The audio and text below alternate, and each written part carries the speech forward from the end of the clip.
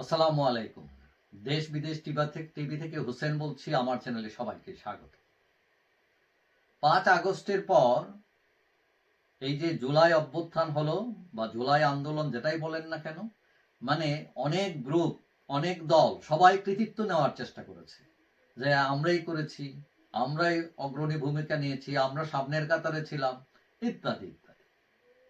এখন এই বর্তমান ডক্টর ইউনূস সরকারের একজন উপদেষ্টা হচ্ছেন আসিফ মাহমুদ, যিনি ছাত্রদের প্রতিনিধি, বর্তমানে যুব ক্রীড়া উপদেষ্টা। তিনি একটা বই প্রকাশ করেছেন জুলাই বিপ্লব নিয়ে, তার স্মৃতিচারণ, তার গ্রেফতার, তার গুম হওয়া ইত্যাদি বিষয় নিয়ে। এখন তিনি তার বইয়ে কিছু একটা জায়গায় এসে এমন কথা লিখেছেন, মোটামুটি বোমা ফাটাইছেন। এখন বিএনপি মোটামুটি ধরা এই লেখার মধ্যে। এখন তিনি তার বইয়ে কি লিখছেন? তিনি লিখছেন কোথায় কিভাবে গোয়েন্দা সংস্থার লোকেরা তাকে তুলে নিল, আয়না করে রাখলো, চাপ প্রয়োগ করলো, আঘাত করলো, অন্য নেতাদের সাথে পরে তার যোগাযোগ হয় কিভাবে, কি কি কথা হয়েছিল তাদের। এবং এক সময় তার বাবা মা ভেবেছিলেন তিনি হয়তো মারা গেছেন, তারা হাসপাতালে গিয়ে খুঁজেছেন, পরে তাদের বাবা মার সাথে তার দেখা হয়, তারা তাকে গ্রামের বাড়ি নিয়ে যেতে চেয়েছিলেন এবং তিনি রাজি হননি। তার মা অনেক কান্নাকাটি করেছেন আসিফ মাহমুদের। এবং রাজনৈতিক দলগুলোর কথা বলতে গিয়ে তিনি বলেছেন যে সব ধরনের মতাদর্শের লোক তাদের সাথে ছিল আন্দোলনে, ছাত্র শিবির সবসময় তাদের সাথে ছিল। এখন বিএনপি সম্পর্কে, জাতীয়তাবাদী দলের সম্পর্কে বলতে গিয়ে আসিফ মাহমুদ মোটামুটি বোমা ফাটাইলেন। তিনি বললেন যে একটা কর্মসূচিতে বিএনপি সেক্রেটারি মির্জা ফখরুলের সাথে তার দেখা হয়েছিল। তখন আরিফুল মির্জা ফখরুলকে বলেছিলেন এই যে ছেলেমেয়েরা যারা আছে এরা শেখ হাসিনা পতনের আন্দোলনের দিকে যাবে। তখন উত্তরে মির্জা ফখরুল বলেছিলেন আমাদের তো বড় দল, সরকার পতনের বিষয়ে কোনো দলীয় সিদ্ধান্ত এখনো হয়নি। এবং শুনে, এই কথা শুনে, মির্জা ফখরুলের কথা শুনে আসিফ মাহমুদ খুবই আশাহত হয়েছিলেন এবং তিনি ভেবেছিলেন, অসহায় বোধ করেছিলেন যে তাদের সাথে কেউ নেই।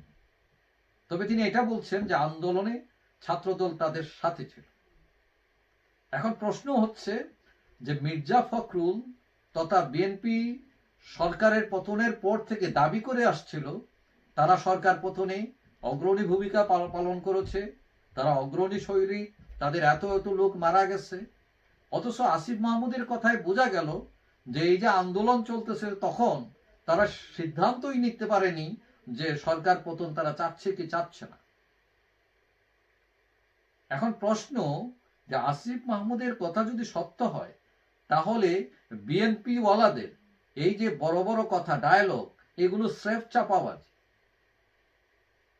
আর আসিফের কথা যদি মিথ্যা হয় তাহলে বিএনপি তার বক্তব্য দেওয়া উচিত যে কি কারণে আসিফের কথা সত্য নয়। এখন এটা নিয়ে একটা তালবাতাল অবস্থা যে কে সত্য বলল, কে মিথ্যা বলল।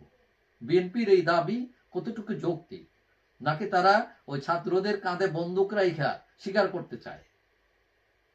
এখন বিএনপি এমনি অনেক কিছুতে সমালোচিত হচ্ছে, তারা চাঁদাবাজি, দখলবাজি, এগুলো তো আছেই।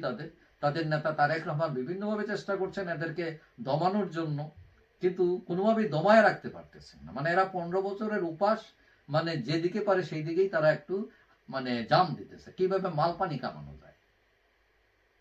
এখন এই আসিফ মাহমুদের কথায় এই যে জুলাই আন্দোলনের যে তাদের যে কৃতিত্ব, এইটা অনেকটাই ভাটা পড়েছে। মানুষ বুঝতে পারছে যে বিএনপি ওইগুলো নামমাত্র হয়তো ছিল এবং এই ছাত্ররা এগুলো করেছে এবং বিএনপি এখন এসে এগুলোর ক্রেডিট নিতে চাইতেছে।